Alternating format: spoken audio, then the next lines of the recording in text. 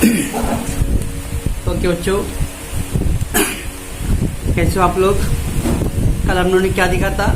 आनुवांशिकता और क्रांति का। ओके ना बच्चों? ठीक है। और कल मैंने भाषांतर तक किया था, राइट बच्चों? चलो उसके आगे निकलते बच्चों हम लोग। स्थानांतरण बच्चों,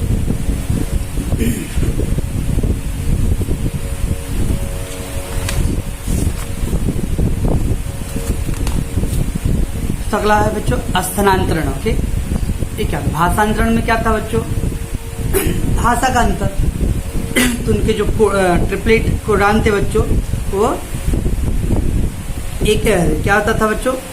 वो एंटी कोडान, जो कोडान का सांकेतिक रूप था बच्चों, उसका अपोजिट आ रहा था, इसलिए भाषा का अंतर हो जा रहा था, इसलिए बदल रहा था भाषांतरण बच्चों। अब स्थानांतरण, स्थानांतरण मतलब शब्दों को समझने का। स्थानांतरण मतलब स्थान का अंतर ना, जगह बदलेगा। ओके बच्चों, तब जगह बदलने वाला है। तो टीआरएनए द्वारा लाए गए अमीनो अम्ल, जो टीआरएनए बच्चों जो अमीनो अम्ल लेकर आता है कि पेप्टाइड बंध की श्रृंखला बनाने का कार्य करता है। आरएनए करता है बच्चों, यानी जब टीआरएनए शरीर में बच्चों क्या लाता है बच्चों? अमीनो अम्ल। और वो अमीनो अम्ल क्या होता है बच्चों? पेप्टाइड बंध के द्वारा एक श्रृंखला बनता है बच्चों। श्रृंखला यानी जाल बनते जाता है। और ये जाल बनाने का काम कौन करता है बच्चों? आरएनए। तो एक था बच्चों एमआरएनए, एमआरएनए के बाद आया बच्चों टीआरएनए, और उसके बाद फिर है बच्चों आरआरएनए। ठीक है बच्चों, मैंने आपको कल बोला था बच्चों एमआरएनए फिर टीआरएनए। कहाँ गया बच्चों अपना? तो कल आपको कहा था कि जो एमआरएनए होता है बच्चों, इधर गया बच्चों कोशिकाओं का निर्माण।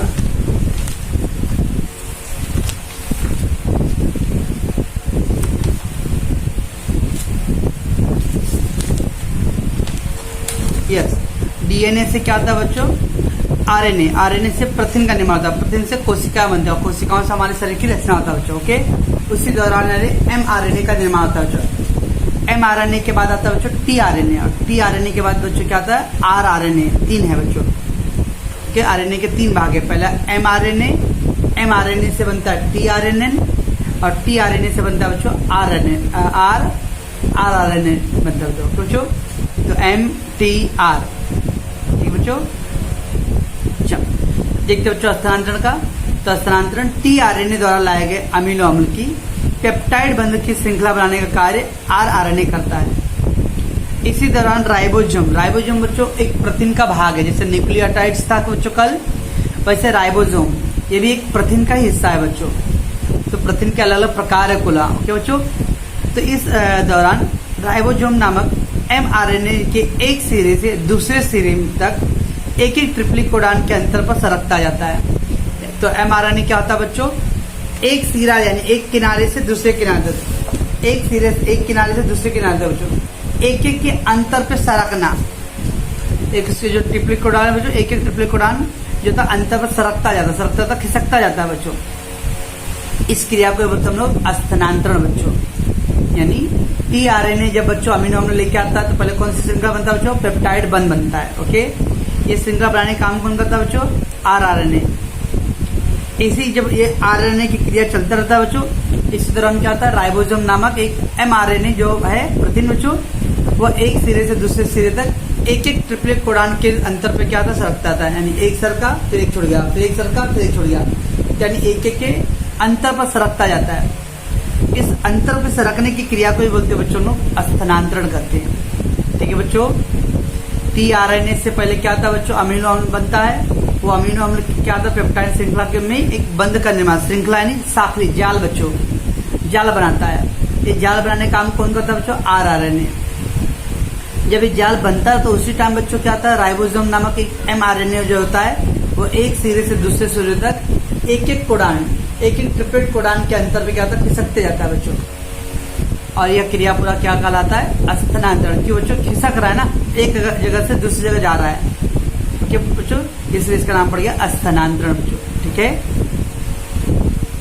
आगे बच्चों उत्परिवर्तन। अपना चैप्टर का नाम ही क्या था बच्चों? आनुवांशिकता और उत्क्रांति ना बच्चों। तो उत्परिवर्तन, उत्परिवर्तन मतलब बच्चों सदियों में धीरे धीरे होने वाला बदलाव, सदियों में धीरे धीरे होने वाला बदलाव। ये बदलाव एक दिन और एक हफ्ता, एक महीने, एक साल नहीं बच्चों, ये करोड़ों साल लगते हैं, हजारों लाखों साल लगते रहेंगे बच्चों।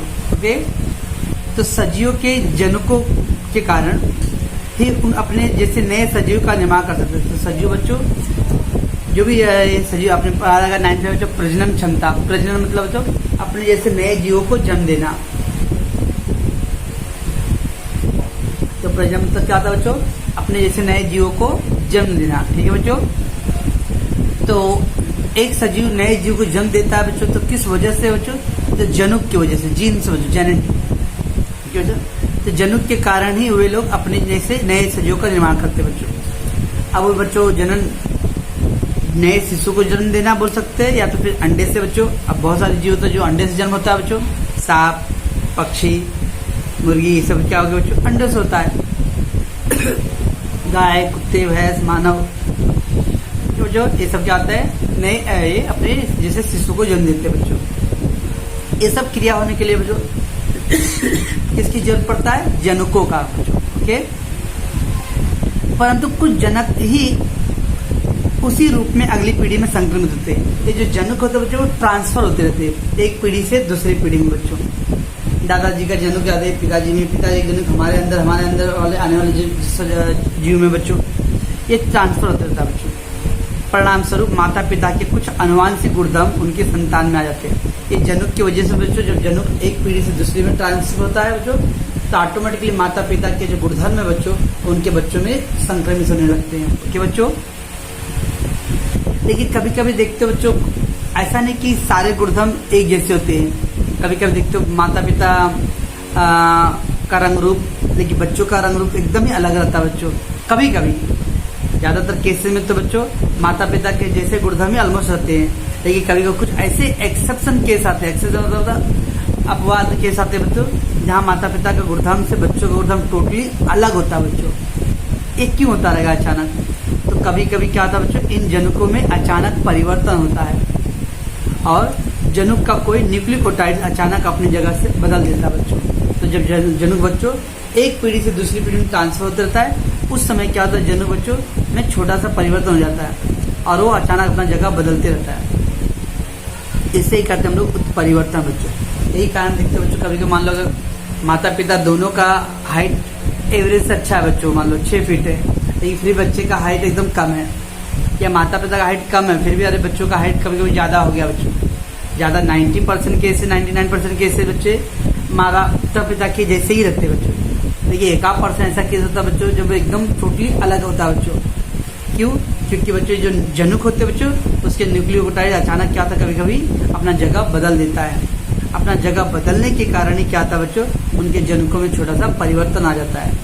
इसे क्या बच्चों कहते हैं बच्चों हम लोग, उत्परिवर्तन। क्या बच्चों, तो आपको क्या बताना है कि सजीव जनुक के कारण ही वे अपने जैसे नए सजीव को निर्माण करते हैं। कुछ जनक होते हैं जो उसी रूप में है, उसी रूप में मतलब जो बिना कोई चेंज हुए अगली पीढ़ी में संक्रमित होता है, जिसकी वजह से माता पिता के जो अनुवांशिक गुणधर्म है बच्चों, उनकी संतान में पहुंचता है। ओके बच्चों, देखिए कभी कभी जब जनुक बच्चों में एक थोड़ा बहुत अचानक परिवर्तन आ जाता है और जनुक के जो न्यूक्लियोटाइड्स होते हैं बच्चों, वो अपनी जगह बदल देता है, जिसके कारण जनुक में थोड़ा परिवर्तन आ गया। इसी परिवर्तन को बोलते हैं हम लोग उत्परिवर्तन बच्चों। भले आ रहे भाई जनुक में छोटा बदलाव आया हो बच्चों, लेकिन फिर भी याद रहे बच्चों, ये छोटा बदलाव भी सजीवों में बड़ा बदलाव कर देता है बच्चों। छोटा बदलाव भी सजीव में बड़ा बदलाव लाने की क्षमता रखता है बच्चों। तो ऐसा नहीं सोचेंगे कि छोटा मोटा बदलाव आ गया तो क्या हो गया, यह छोटा सा परिवर्तन भी महत्वपूर्ण बदलाव करता है बच्चों। ओके बच्चों, तो परिवर्तन क्या था बच्चों, सजीव जनकों के कारण ही अपने जैसे नए सजीव। तो बताओ बच्चों, पहले सजीव किसकी वजह से बच्चों नए सजीव को जन्म देते हैं, जनुक के कारण बच्चों। कुछ जनुक ऐसे होते हैं बच्चों जो एक पीढ़ी से दूसरी पीढ़ी में उसी रूप में मतलब बिना कोई बदले ही चले जाता है अगली पीढ़ी में बच्चों, यानी माता पिता से बच्चों में आ जाता है। इस तरह से जनुक की वजह से बच्चों माता पिता के कुछ गुणधर्म अनुवांशिक रूप में पीढ़ी से पीढ़ी अगली पीढ़ी में ट्रांसफर हो जाता है बच्चों। ओके, लेकिन कुछ ऐसे भी जनुक होते हैं बच्चों जो अचानक बदलाव आ जाता है बच्चों, और उन जनकों का जो न्यूक्लियोटाइड्स होता है बच्चों, वह अपनी जगह बदल देता है। इस जनुकों में लगा जो छोटा बदलाव आया बच्चों, उस बदलाव को क्या बोलते हैं हम लोग, उत्परिवर्तन कहते हैं। ओके बच्चों, भले छोटा सा बदलाव होता है बच्चों, लेकिन पर फिर भी याद है ये महत्वपूर्ण भूमिका निभाता है सजीवों में बच्चों। क्यों बच्चों, ये था आपका उत्परिवर्तन। ओके, आगे बच्चों आपकी किताब में क्वेश्चन दिया हुआ है, मैं बाद में इसका फोटो भेजता हूँ बच्चों। हमारे पाचन संस्थान में पाए जाने वाले अपेंडिक्स अंतपुच्छ या इस अवयव का कोई कार्य है क्या? अपेंडिक्स बच्चों सुने, अपेंडिक्स, उसको अपेंडिक्स हो गया है जो हमारा किडनी होता है बच्चों, पेट के अगर निचले हिस्से में उस कोने में अपेंडिक्स आता है बच्चों। तो बच्चों पेट के जो बच्चों कोने वाला हिस्सा है तो आखिरी में वहां पर अपेंडिक्स पाया जाता है बच्चों। ये अपेंडिक्स बच्चों एक चर्बी होता है, ओके, मांस होता है बच्चों। तो जो चर्बी बच्चों जमा होते जाता है और उस चर्बी का एक रूप बन जाता है बच्चों अपेंडिक्स, उसी को बोलते हैं हम लोग अपेंडिक्स या आंत्रपुच्छ बच्चों। ये एक शरीर में अवयव, अवयव मतलब अंग बच्चों, अवयव मतलब अंग, शरीर का अंग है बच्चों, लेकिन इसका कोई कार्य नहीं होता है बच्चों, इसका कोई काम नहीं है बच्चों। इंसानों में काम का नहीं बच्चों, मनुष्यों में, लेकिन जानवरों में काम का होता है बच्चों। देखते बच्चों जानवर लोग कच्चे चीज चबा लेते, पचा लेते बच्चों, गाय भैंस घास खा लेता है बच्चों, जानवर लोग यार और भी मांसाहारी चीज खा लेते हैं बच्चों, पच जाता है। लेकिन मनुष्य लोग यार बच्चों पका के खाने पे भी जल्दी नहीं पचता बच्चों। हाँ, ये हमारा पाचन तंत्र बहुत कमजोर है बच्चों, जबकि जानवरों का पाचन तंत्र मजबूत है। क्यों बच्चों? वो यही कारण, अपेंडिक्स। अपेंडिक्स बच्चों हमारे मनुष्य के शरीर के लिए कोई काम का नहीं है, लेकिन अपेंडिक्स बच्चों जानवरों में उनके पाचन तंत्र को मजबूत करता है बच्चों। ओके, तो क्वेश्चन है कि क्या हमारे पाचन संस्थान में पाए जाने वाले अपेंडिक्स इस अवयव का कोई कार्य है? तो कोई कार्य नहीं बच्चों। मनुष्य के शरीर में जो अपेंडिक्स होता है बच्चों आंत्रपुच्छ, इसका कोई कार्य नहीं है। क्या बच्चों इसका डायग्राम दिया रहेगा बच्चों, तो मैं आपको दिखाता हूँ। ये डायग्राम में बच्चों आंत्रपुच्छ, तो हमारी जो छोटी आंत होता है बच्चों पेट के अंदर, छोटी आंत के का एकदम एक छोटा सा हिस्सा है। कभी देखते हो बच्चों आटा ऐसा लोई बनाते हो, आटा लोई बनाते हैं बच्चों, और थोड़ा सा बच जाता है तो हम लोग क्या करते हैं उसमें या तो निकाल देते काट के, या ऐसे चिपका देते हैं उसी में। वैसे बच्चों ये जब हमारी छोटी आंत बन रहा था उसका ये हिस्सा है बच्चों। तो कभी कभी बच्चों ज़्यादा बाहर का चीज़ खाने से, ऑयली चीज़ खाने, बाहर की चीज़ जंक फूड खाने की वजह से बच्चों ये सड़ने लगता है, और सड़ने की वजह से पेट दर्द देने लगता है बच्चों। जैसे बोलते लोग यार अपेंडिक्स हो गया उसको, पेट दर्द दे रहा है अचानक, कि बच्चों टी है, तो इसको डॉक्टर क्या करता है कटिंग करके निकाल सकता है, काट देता है बच्चों। ओके, अपेंडिक्स का ऑप्शन है ना बच्चों, अपेंडिक्स का ऑपरेशन।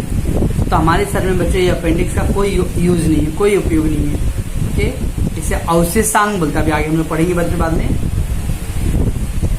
फिर बच्चों क्या हमारे अकल दाढ़, आपने सुना होगा अकल दांत बच्चों, बोल अकल दांत आ गया है, क्या वास्तव में भोजन को चबाकर खाने में उपयोग होता है? नहीं बच्चों।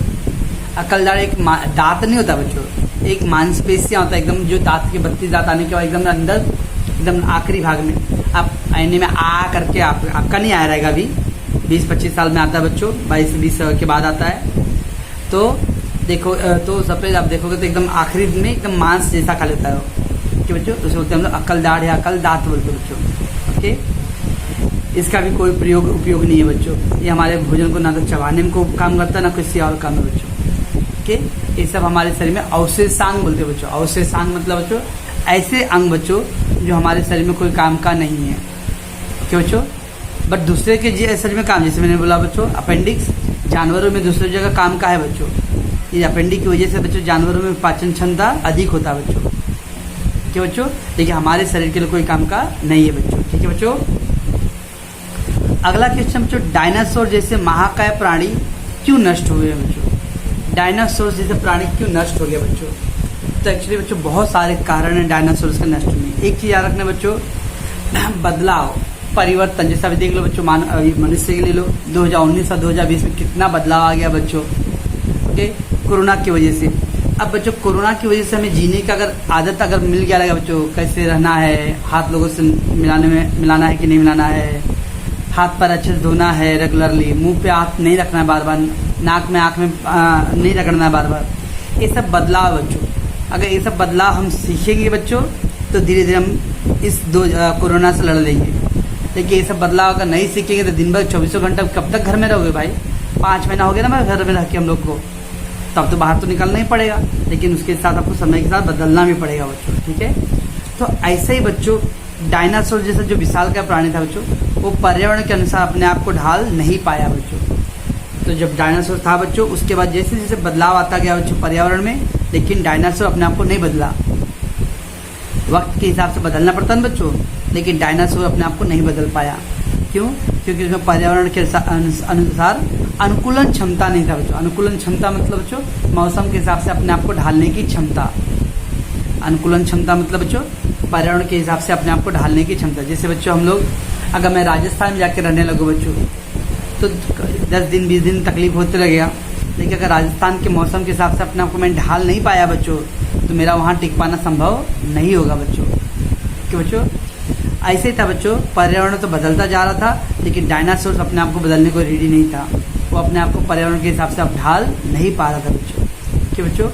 और फिर अचानक बच्चों दुनिया में हिमयुग आ गया। हिमयुग मतलब बर्फ बच्चों, बहुत ठंड, जगह जगह पे हिम सब जमने लगा बच्चों।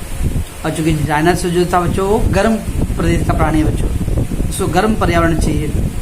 और हिमयुग क्या? हिम मतलब बर्फ युग आ गया। बर्फ युग आ गया तो इतनी ठंडी आने लगा, मतलब पूरा बर्फ जम चुका था धरती पर बच्चों। तो हिमयुग के आरंभ होने के कारण डायनासोर के लिए भोजन की कमी होने लगा बच्चों, और जिसकी वजह से क्या बच्चों डायनासोर को भोजन मिलना संभव नहीं हो पा रहा था। अतः भुखमरी एक महत्वपूर्ण कारण है उसके विनाश का बच्चों, जिसके कारण खाना ना मिलने की वजह से क्या हुआ? मर गया बच्चों, खत्म हो गया। बच्चों तो पर्यावरण में जब बदलाव आया बच्चों, तो डायनासोर जैसा विशाल का प्राणी अपने आप को नहीं बदल पाया। पर्यावरण में बदलाव आने की वजह से धीरे धीरे हिमयुग शुरू हो गया। हिमयुग मतलब बच्चों बर्फ का युग हो गया बच्चों। बर्फ के युग होने की वजह से आधे बच्चों मौसम कैसा हो गया? ठंडा हो गया बच्चों। अब ठंड मौसम में ठंड वाली चीज़ मिलेगी बच्चों। देखिए डायनासोर गर्म प्राणी वाला है बच्चों, उसे गर्म चीज़ें चाहिए था। अब जिसकी वजह से उसको नहीं मिल पाया उसके पसंदीदा खाना बच्चों, तो अपने आप को जैसे हम लोग बच्चों हमको अपने पसंदीदा खाना एक दिन नहीं मिला, 2 दिन, धीरे धीरे हम कुछ और खाएंगे ना बच्चों, भूखे रहेंगे एकदम। कभी देखते तो मम्मी के घर में खाना बनाती है, हमको नहीं पसंद आता है, मम्मी भी उससे बोलती जा देखता हूँ कैसे खाता है कि नहीं खाता है। फिर आज 2 घंटा 3 घंटा 4 घंटा 5 घंटा शाम को आके फिर हम वही खाना खाते कि नहीं बच्चों? क्यों? क्योंकि हमको भूख बर्दाश्त नहीं होगा। लेकिन शायद डायनासोर में इतना दिमाग नहीं था, और उस भुखमरी के कारण ही उसका विनाश हो गया बच्चों। बच्चों कुछ लोगों का ये मानना है बच्चों कि डायनासोर शायद भुखमरी और मौसम के बदलने की वजह से खत्म हो गया बच्चों। कुछ लोगों का ऐसा ही मानना बच्चों कि कई करोड़ों साल पहले बच्चों वैज्ञानिक ये भी मानते थे बच्चों कि धूमकेतु सुने बच्चों, खगोल मंडल में अरे सौर मंडल में बच्चों एक पत्थर है बच्चों के धूमकेतु। ये धूमकेतु बच्चों पृथ्वी से टकराया रहेगा, और पृथ्वी से टकराने की वजह से जो हलचल हुआ रहेगा उसी से डायनासोर का विनाश हो गया रहेगा बच्चों। तो कुछ वैज्ञानिकों का ये भी मानना है बच्चों कि पृथ्वी का धूमकेतु से टकराने के कारण भी डायनासोर विनाश हो गया बच्चों। यानी बच्चों डायनासोर के विनाश होने के 2 कारण है। एक कारण क्या बच्चों? एक तो पर्यावरण के हिसाब से अपने आप को नहीं ढाल पाया। जब पर्यावरण बदला तो हिमयुग शुरू हुआ बच्चों, और हिमयुग शुरू होने की वजह से भोजन की कमी होने लगा बच्चों, और भुखमरी की वजह से मर गया। कुछ वैज्ञानिकों का ये मानना है बच्चों कि पृथ्वी सदियों पहले आधे धूमकेतु नामक एक पिंड बच्चों वो क्या हुआ? पृथ्वी से टकराया था। उस टकराव के कारण ही क्या हुआ? आप लोग आजकल न्यूज सुनते रहोगे बच्चों, कभी कभी दिखाते रहते, डराते रहते, बेवकूफ बनाते रहते कि कोई धूमकेतु है जो टकराएगा, पृथ्वी से आने वाला है, बहुत बड़ा खतरा आ रहा है। वो सही बोलते भी है बच्चों, लेकिन कभी कभी क्या होता है धूमकेतु अपना रास्ता डायरेक्शन बदल देता है, जिसकी वजह से नहीं टकरा पाते बच्चों। और लेट्स हम लोग प्रे करें कि नहीं टकराए तो अच्छा बच्चों, क्योंकि धूमकेतु अगर पृथ्वी से टकराएगा बच्चों काफ़ी उथल पुथल होगा, बहुत सारी चीज़ें बदलाव आएंगे बच्चों के। तो कई वैज्ञानिकों का यह भी सोच है कि बच्चों पृथ्वी और धूमकेतु के टकराने के कारण ही डायनासोर का विनाश हुआ रहेगा बच्चों। क्या बच्चों? आगे कौन सा क्वेश्चन बच्चों?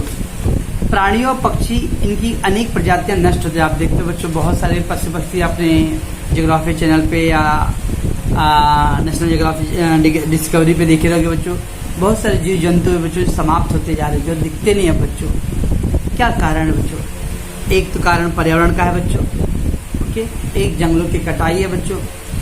जब जंगलों की कटाई होगा तो उनके रहने का जगह ही नहीं रहेगा बच्चों। तो पर्यावरण में लगातार तेजी से हो रहे बदलाव के कारण पक्षी और प्राणियों के प्राकृतिक अधिवास मतलब रहने का जगह बच्चों। अधिवास यानी रहने का जगह। प्राकृतिक अधिवास मतलब नेचुरली। अब जैसे शेर है बच्चों, अब हम पिंजड़ा बनाएंगे बच्चों, लेकिन मालूम है सबको बच्चों कि शेर गुफा में रहता है, ओके बच्चों। तो नेचुरल चीज है बच्चों, जो प्राकृतिक कुदरत ने बनाया है बच्चों। ऐसे ज्यादातर प्राणियों के लिए जंगल बने बच्चों, जंगल उनका कुदरती है। ये क्या धीरे धीरे क्या होते जा रहे हैं बच्चों, पर्यावरण में बदलाव आ रहा है, जिसके कारण प्राकृतिक अधिवास धीरे धीरे समाप्त होते जा रहे हैं, नुकसान हो रहे हैं उनको। इसके अलावा बढ़ता हुआ प्रदूषण बच्चों, जलवायु परिवर्तन बच्चों, जलवायु मौसम बदल रहा लगातार, और शहरीकरण बच्चों। शहरीकरण मतलब शहर बसते जा रहे बच्चों, लगातार शहरीकरण के लिए क्या लोग वनों की अंधाधुंध कटाई कर रहे बच्चों, लगातार बड़े पैमाने पर जंगलों को, जहाँ पहाड़ों पर जंगल है बच्चों, पहाड़ों को कटिंग किया जा रहा है। और इसके अलावा बच्चों सीमेंटीकरण। सीमेंटीकरण मतलब बच्चों जहाँ जहाँ देखो आप सीमेंट के रोड बनते जा रहे हैं, सीमेंट सब कुछ होते जा रहा है, तो जंगल बचे ही नहीं बच्चों। और जंगल नहीं बचे, इसके कारण अरे उन लोगों को रहने के लिए, उनके खाने पीने का प्रॉब्लम आ रहा है। और फिर कुछ लोग आ रहे बच्चों जो अवैध तरीके से क्या करें, इनका शिकार भी करें। अवैध मतलब इलीगल तरीके से, गलत गैर कानूनी बच्चों, गैर कानूनी से क्या कर रहे हैं, शिकार भी कर रहे हैं। इन सब कारणों से क्या रहा है बच्चों, अनेकों प्रजातियां क्या धीरे धीरे समाप्त हो रहा है बच्चों। ओके बच्चों, जैसा उसके क्वेश्चन के आंसर बच्चों। अब आपके टेक्स्ट बुक में ही बच्चों मैं आपको समझा रहा हूं यहाँ पर उत्क्रांति बच्चों। ओके, उत्क्रांति। उत्क्रांति मतलब बच्चों धीरे धीरे होने वाला बदलाव। उत्क्रांति मीन्स सदियों में अत्यंत धीमी गति से होने वाला क्रमिक परिवर्तन। क्रमिक मतलब धीरे धीरे बच्चों। अब क्रमिक परिवर्तन मतलब क्या हो रहा है बच्चों, देखो मैं ये देखो, पहले इस तरह का बंदर जैसा प्राणी था बच्चों, फिर धीरे धीरे देखो, ध्यान से देखो, लगातार थोड़ा थोड़ा बदलाव आता गया ना बच्चों। और ये बदलाव 1 साल 2 साल में नहीं बच्चों, हजारों लाखों साल में लगा रहेगा बच्चों, करोड़ों साल भी लग के रहेंगे। तो इसको होते हैं क्रमिक, धीरे धीरे बदलाव आ रहेगा बच्चों। तो क्रांति अर्थात सदियों में अत्यंत धीमी गति से होने वाला क्रमिक परिवर्तन बच्चों। ओके, यह प्रक्रिया अत्यंत धीमी और सदियों के विकास साध्य करने वाला होता है बच्चों। ये प्रक्रिया बहुत धीरे धीरे होता है बच्चों, और धीरे धीरे सदियों में क्या होता है बच्चों, विकास संपन्न होता है बच्चों।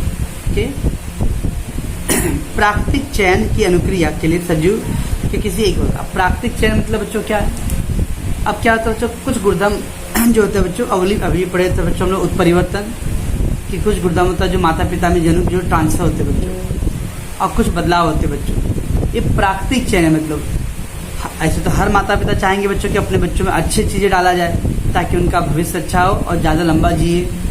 कोई माता पिता नहीं चाहेंगे बच्चों कि मेरे बच्चे जल्दी उनका मतलब उम्र कम हो बच्चों। तो प्राकृतिक चयन की अनुक्रिया के लिए सदियों के किसी एक वर्ग के विशिष्ट लक्षणों में अनेक पीढ़ियों तक परिवर्तन होने की जिस प्रक्रिया द्वारा अंत में नई प्रजाति का निर्माण होता है, उस प्रक्रिया को उत्क्रांति कहते हैं बच्चों। तो ये क्या था बच्चों, ये वाला देखो। अब ये जीव बच्चों लेम्यूर है, इसमें लगातार बदलाव होता गया बदलाव होते होते होते कुछ ज्यादा जाए। पहले एक बदलाव हो बच्चों, मान लो 2 बदलाव, 3 बदलाव, 4 बदलाव, ऐसे करते कुछ ज्यादा बदल गया। और जब कुछ ज्यादा बदल गया तब देखो ये दूसरा प्राणी आ गया बने। फिर इसमें लगातार करोड़ों सालों में धीरे धीरे बदलाव होता गया बच्चों, फिर एक नया प्राणी बन गया बच्चों। तो इस तरह से सतत बदलाव होता चला गया बच्चों। तो प्राकृतिक चयन, प्राकृतिक मतलब नेचुरली बच्चों, अपने आप है ना बच्चों की अनुक्रिया सजीवों के किसी एक वर्ग में विशिष्ट लक्षण बच्चों अनेक पीढ़ियों तक बदल देते हैं। अच्छा नहीं, एक पीढ़ी में बच्चों हजारों पीढ़ियों में धीरे धीरे बदलाव आते जाते बच्चों। अब मान लो बच्चों पहला पीढ़ी और उसके 1000वां पीढ़ी में जो बदलाव आएगा बच्चों, तो बहुत ज्यादा जमीन आसमान का फर्क। आप ही देख लो, कभी अगर आपके घर पे परदादा का फोटो है, परदादा बच्चों परदादा क्या बच्चों, दादाजी के पिताजी, परदादा का फोटो रखो और आप अपना फोटो रखो बच्चों, तो देखोगे तो हल्का बदलाव आपके चेहरे के रूप में आ रहेगा बच्चों। अब बच्चों आप पिताजी, दादाजी और परदादा यानी 4 पीढ़ी में इतना हल्का बदलाव आ गया बच्चों देखने में। तो सोचो अगर हजारों पीढ़ी के बाद क्या बदलाव आएगा बच्चों। तो इस तरह से लगातार बदलाव आता और फिर एक नई प्रजाति का निर्माण होता बच्चों। इसे ही क्या करते हैं हम लोग, उत्क्रांति कहते हैं। क्या कहते हैं बच्चों, उत्क्रांति।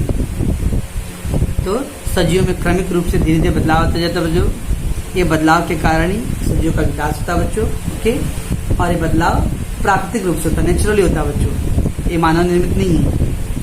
और ये बदलाव अनेकों पीढ़ियों तक धीरे धीरे चलता रहता है बच्चों। उसके बाद एक नए जीव का निर्माण होता है बच्चों। बच्चों इस क्रिया को बोलते हैं लोग उत्क्रांति। जैसे करीब 3.5 अरब वर्ष, 3.5 अरब मतलब जो 350 करोड़ वर्ष पहले पृथ्वी पर किसी भी प्रकार के सजीवों का अस्तित्व नहीं था।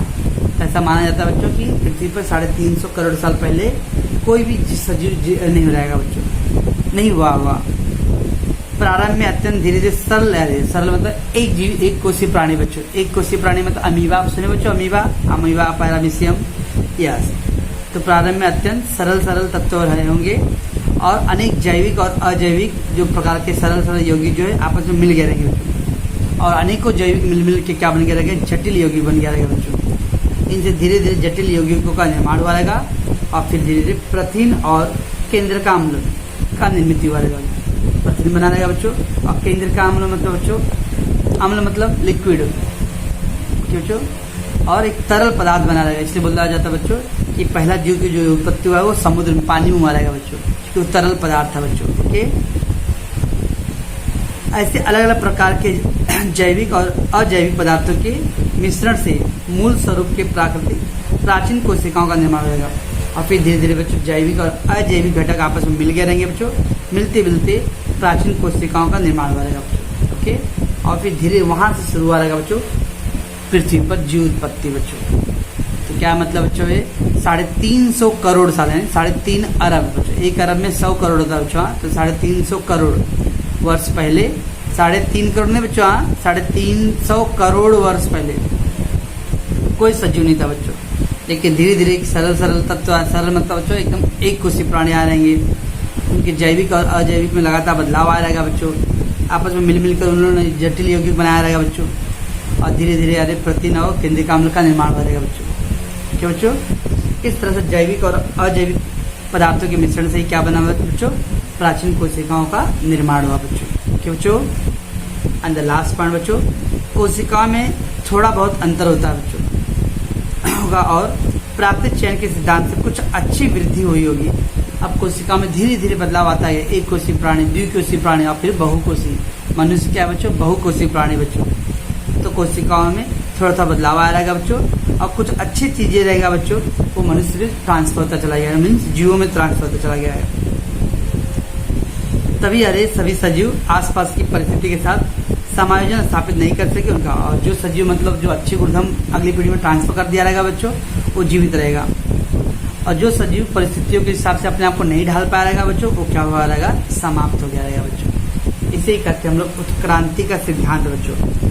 तो क्वेश्चन आपका स्वाध्याय में है बच्चों, स्वाध्याय में क्वेश्चन है बच्चों, चौथा उत्क्रांति का सिद्धांत किस कहते हैं। चारों पॉइंट बताना है बच्चों, मैंने आपको नंबर डाल दिया बच्चों, A point, B point, C point and D point बच्चों।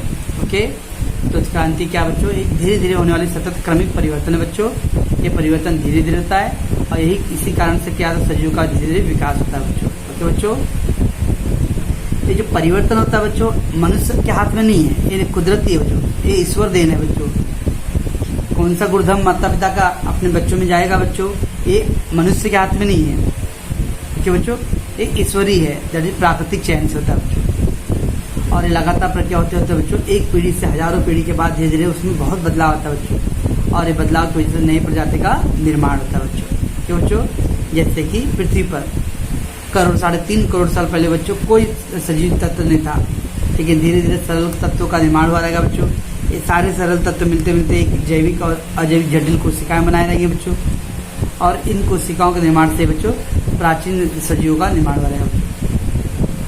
अब कुछ कोशिकाओं में बच्चों अच्छे गुणधर्म रहेंगे, वो जीवित रहेंगे बच्चों, और जिन कोशिकाओं में समय के हिसाब से अपने ढालने की क्षमता नहीं रहेगा बच्चों, उनका क्या हो रहेगा, समाप्त हो गया रहेंगे बच्चों। ओके बच्चों,